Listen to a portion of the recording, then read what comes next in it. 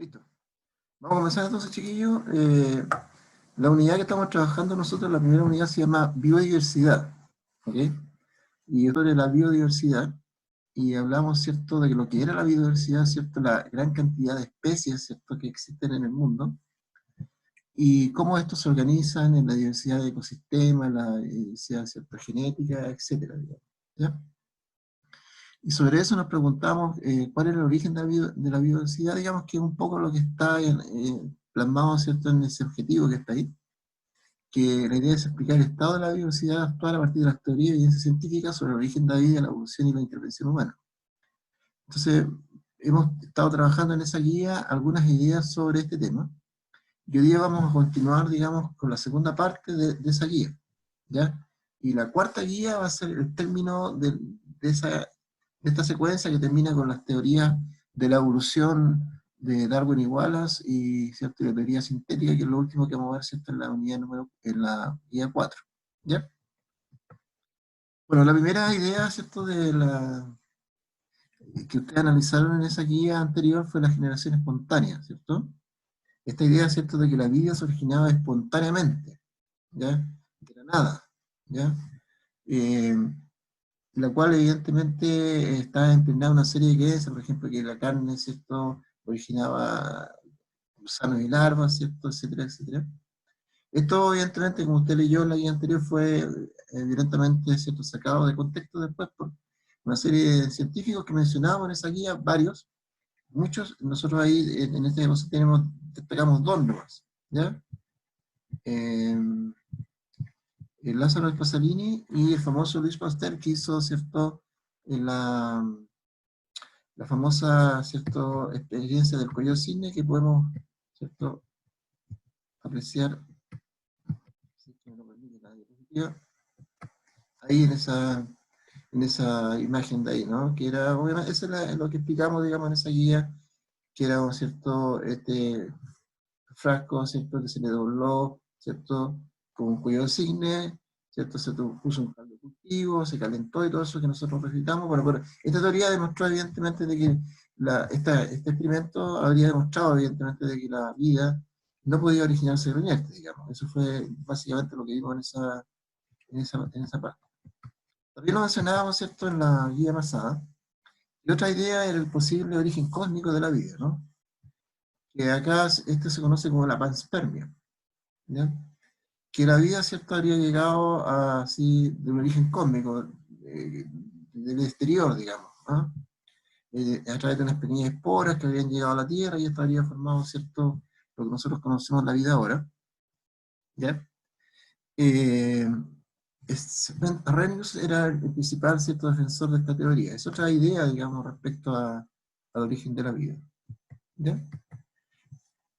Y esta fue con la cual nosotros terminamos esa guía, que era, ¿cierto?, la idea del ruso Alexander Oparin, ¿cierto?, y el británico Halden, ¿cierto?, que proponían que la vida se había originado en la Tierra, ¿cierto?, después del resultado de asociaciones de moléculas inorgánicas sencillas. O sea, en el fondo, lo que estamos planteando acá es que la vida habría tenido un origen químico, en el fondo, ¿cierto? En la conjunción de varias sustancias químicas se habría formado, ¿cierto?, las primeras vidas en la Tierra primitiva, ¿ya? Alexander Oparin planteaba esta idea.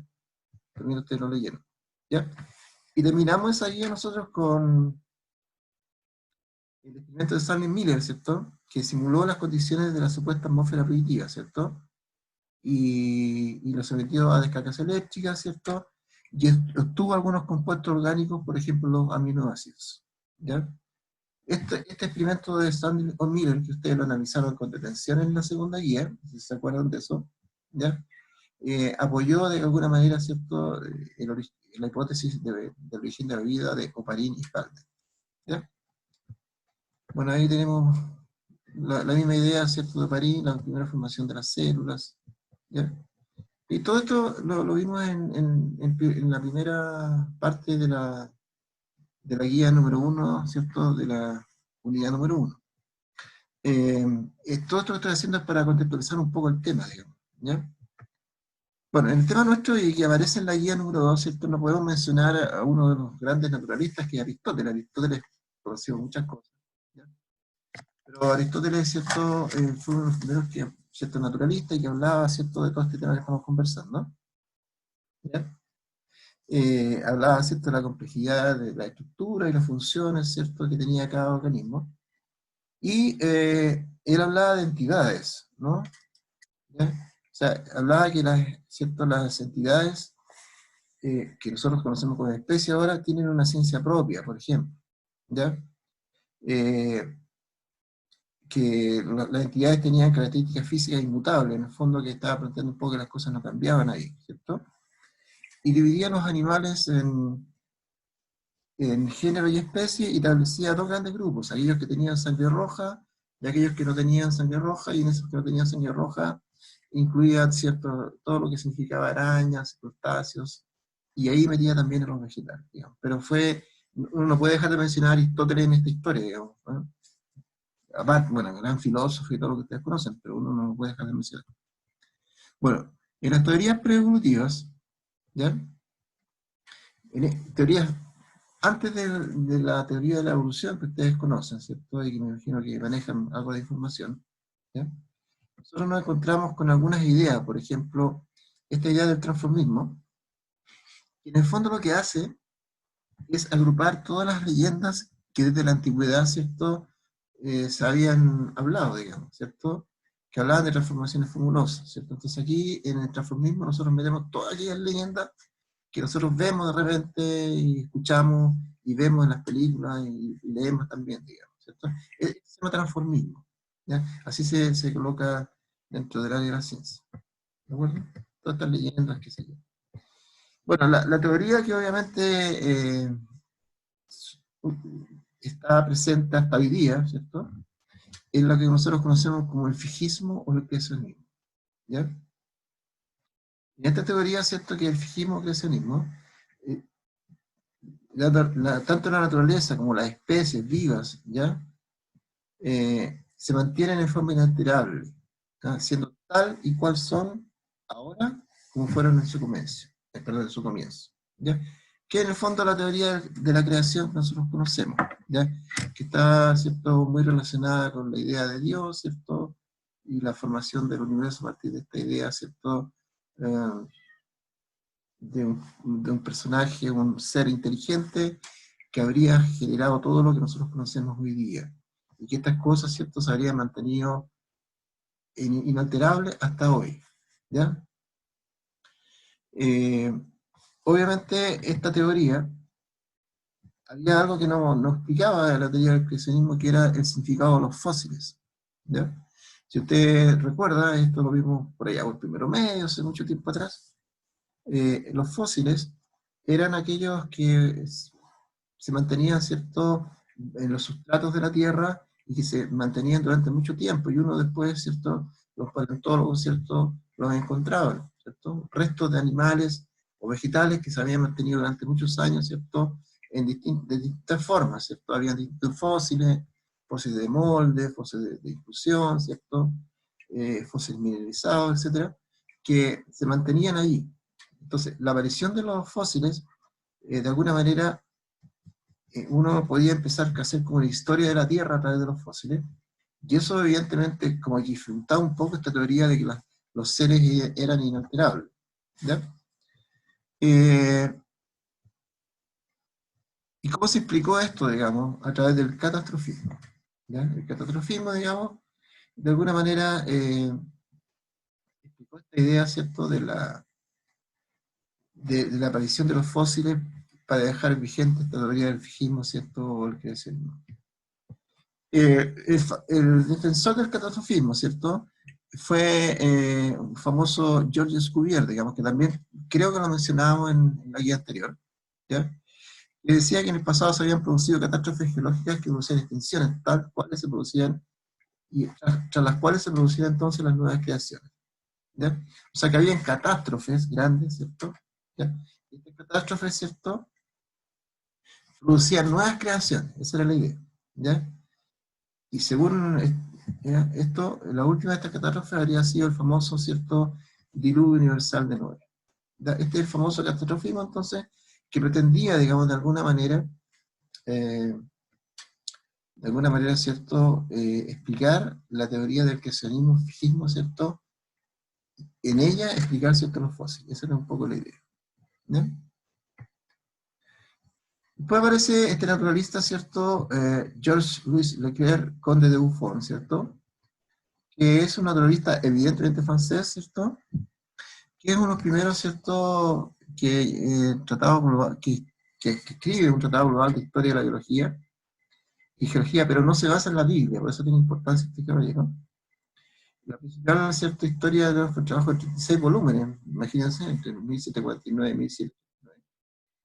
Y él ofrece una primera visión naturalista de la historia de la Tierra, ¿ya? Ofrece una historia, ¿cierto?, a través de la minería, la botánica, la zoología, ¿ya? Y recurre exclusivamente a causas empíricas, o sea, a causas que tienen que ser probadas, ¿cierto?, ¿ya? Para explicar los fenómenos naturales, ¿ya? Dentro de las cosas que decía Buffon, ¿ya?, nosotros podemos encontrar, ¿cierto?, en su historia natural, que todos los conocimientos que existían en la época sobre el mundo natural, o sea, todo en ese momento, todo está reflejado en esta historia. Él admitió la posibilidad del cambio de las especies, ¿ya? O sea, ya acepta un poco esta idea de que las cosas pueden cambiar, ¿ya? Creía en la acción directa del ambiente sobre el organismo. O sea, pensaba que el ambiente actuaba sobre los individuos, ¿cierto? Y de alguna manera, ¿cierto?, los empezaba a cambiar, ¿ya? Y hay una frase que yo les pido en la guía, que ustedes la tratan de explicar, que todos los organismos vivían, ¿cierto?, en armonía, en un concierto de armonía en el cual no había lugar para la competencia o la lucha para la existencia, ¿ya? Que es un concepto que él establece y que de alguna manera uno tiene que tratar de entenderlo, digamos. Esa frase yo recuerdo haberla colocado en la guía para que ustedes trataran de interpretarla, digamos, ¿ya? ¿Ok? Entramos entonces ya en lo que usted, ¿cierto?, maneja, que son un poquito las teorías evolutivas, ¿ya? Evolutiva entonces, y nos encontramos con, a partir del siglo XIX, ¿cierto?, surgen estas nuevas teorías, ¿ya?, que básicamente establecen que los seres vivos pueden transformarse a lo largo del tiempo. O sea, esa es la idea principal, ¿no? O sea, los seres vivos pueden transformarse a lo largo del tiempo. ¿Ya? El lamarquismo, que es lo que vamos a analizar nosotros ahora. ¿Ya? Bueno, Lamarck, ¿cierto?, fue el primero que se opuso a la inmutabilidad de las especies, ¿verdad? Nosotros, me imagino que ustedes entienden que inmutabilidad, ¿cierto?, significa que las especies, ¿cierto?, permanecen iguales, siempre, ¿ya? O sea, no cambian, ¿ya? Permanecen tal cual fueron creadas en su momento, a lo largo del tiempo, son siempre iguales, no hay ningún cambio, ¿ya? Sostenía que todas las especies evolucionan de forma gradual y continua a lo largo de su existencia. Esta evolución partía de los organismos más pequeños hasta los animales y plantas más complejos y por lo tanto hasta el ser humano, o sea, hasta nosotros, ¿ya? Este es el lamarquismo, ¿ya? El lamarquismo se basa en tres ideas fundamentales, ¿ya? La primera es la tendencia a la complejidad, ¿ya? Según esta teoría, los seres vivos tienen un impulso interno hacia la perfección y la complejidad. Se adapta a los cambios del ambiente, provocando la aparición de órganos nuevos que pasan a sus descendientes, ¿ya? Es decir, aquí habla, ¿cierto?, de una tendencia natural que nosotros tenemos, todos tenemos esta intención, ¿cierto?, de ir hacia la perfección, ¿cierto?, de ser mejores o más perfectos cada día, ¿ya? Y según Lamarck, esta tendencia a perfeccionarnos eh, hace que nosotros nos vayamos adaptando a los cambios que van ocurriendo en el medio ambiente, ¿ya? Y esto generaría, ¿cierto?, la aparición de órganos nuevos, y estos órganos nuevos pasarían a nuestros descendientes. Eso es lo que plantea, ¿cierto? ¿Ya? La aparición de adaptaciones, que es la segunda idea. Entonces, la necesidad provoca la aparición de órganos nuevos, ¿ya? Y cuando se deja de usar algún órgano, este se atrofia y desaparece. Se trata de la hipótesis del uso y desuso, que se puede simplificar con las expresiones de función crea el órgano y el órgano que no se utiliza se atrofia. ¿Ya? Entonces, aquí establece, ¿cierto?, una idea que hasta hoy día se mantiene, ¿no? Que es del uso y desuso. ¿Ya? Es decir, si yo uso, ¿cierto?, voy a mantener ese órgano en armonía, digamos, lo voy a estar usando, y si no ocupo algo, se supone que eso con el tiempo se va a atrofiar, ¿ya? Esa es la idea que me plantea Lemar acá, el uso y el desuso. Entonces tenemos la tendencia a la complejidad y básicamente la idea del uso y desuso. Quizás lo más fundamental en la teoría de Lemar, ¿cierto?, es la herencia de los caracteres adquiridos. Los caracteres adquiridos, ¿cierto?, durante la vida del individuo se conservan y se transmiten a los descendientes. Es decir, esta idea, digamos, de que si yo logro adquirir, ¿cierto?, una característica a través del ambiente, ¿cierto?, adquiero una nueva característica, esta característica se va a conservar y yo la voy a transmitir a mis descendientes, ¿ya? Esta idea, digamos, sigue arraigada en la cultura popular, o sea, muchas personas piensan eso, ¿ya? De que si yo desarrollo algún tipo de cosa, digamos, ¿cierto?, en mi cuerpo, yo se lo voy a transmitir a mis descendientes. Estamos hablando de características adquiridas, o sea, que el ambiente me los genera, ¿ya? Bien, esas son las principales bases de la teoría de Lamarck, ¿ya? Entonces, Lamarck tuvo una gran aceptación, pero imagínense estar en el tiempo que estamos hablando y pegarle ¿cierto?, un, un combo a todo lo que fijimos y creacionismo, entonces una gran aceptación, pero se equivocó en esa parte, ¿no? En suponer que las características adquiridas son heredables, ¿ya? Evidentemente las características adquiridas no son heredables, todos lo sabemos. O sea, si yo, ojalá me pusiera poner pelo en mi cabeza, porque estoy pelado, ustedes saben, ¿cierto? Entonces me voy a poner pelito, pero eso yo no se lo puedo transmitir a mis hijos, ¿ya? Esa característica. Posibilidad de cuando nos vamos a clase, si es que volvemos algún día, de teñirme el pelo azul, yo no voy a llegar, eso a mis hijos no se lo, bueno, a mi altura no creo, pero no se lo podría transmitir a mis futuros hijos, ¿ya? Usted tampoco, digamos, ¿ya? Entonces, estas características no son producidas por el ambiente, o sea, el ambiente no cambia las características, ¿ya? Ya, sino son los genes, ¿cierto? Los genes son los que cambian, eso nosotros lo estudiamos el año pasado. Y los genes, ¿cierto? Por lo tanto, si no son generadas por los genes, no pueden heredarse, ¿ya? Solamente se pueden heredar las características, ¿cierto?, que son reguladas por los genes, ¿ya? Por lo tanto, los cambios obtenidos en operación de energía estética no se heredan, ¿ya? Si no seríamos todos unos Ronaldo, no sé, ¿ya? Entonces, la musculatura, ¿cierto? Por ejemplo, de este famoso atleta que está ahí, que parece que, por la foto, no estoy seguro, pero después lo vieron que usaba ciertos estimulantes. Bueno, la musculatura, ¿cierto?, que tiene ese atleta no se la puede transmitir a sus hijos, ¿ya? Porque es adquirida, ¿ya? Tiene que haber una modificación genética para que eso ocurra, ¿ya? Y para terminar, ¿cierto?, vamos a ver cómo Lemar explicaba un caso, ¿no? Para que ustedes vean cómo esto se puede aplicar en alguna cosa bien puntual, en el caso de Lemar. Bueno, todos sabemos que las jirafas tienen cuello largo, entonces obviamente la idea de Lemar trató de explicar el por qué, ¿cierto?, las jirafas tenían, ¿cierto?, estos cuellos largos. Entonces, ante la sequía, que obviamente es muy, bueno, está cayendo un poquito de agua ahora, ¿cierto?, pero muy propia de nosotros la sequía, ya, una población de antílopes de cuello y patas normales intentó cambiar su dieta por hojas de acacia, ¿ya?, que abundan en las copas del árbol, o sea, en la parte más alta, ¿ya? Por lo tanto, era necesario, por esta situación, que alargaran sus cuellos y patas para poder alcanzar las hojas verdes. ¿De acuerdo? ¿Ya? Entonces, como las hojas accesibles se agotaban, o sea, las hojas que estaban cerquitas, digamos, de tirar el cuellito, empezaba a comer, ¿ya? Tenía que crecer más y más, ¿no?, para llegar a las más altas. Y por lo tanto las jirafas seguían esforzándose en tirar más su cuello y patas, ¿ya?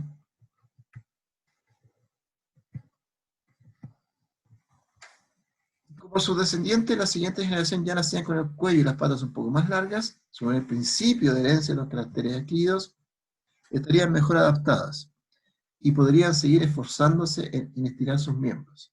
A medida que pasaba el tiempo y sucedían las generaciones, estos animales se iban pareciendo más a las jirafas actuales.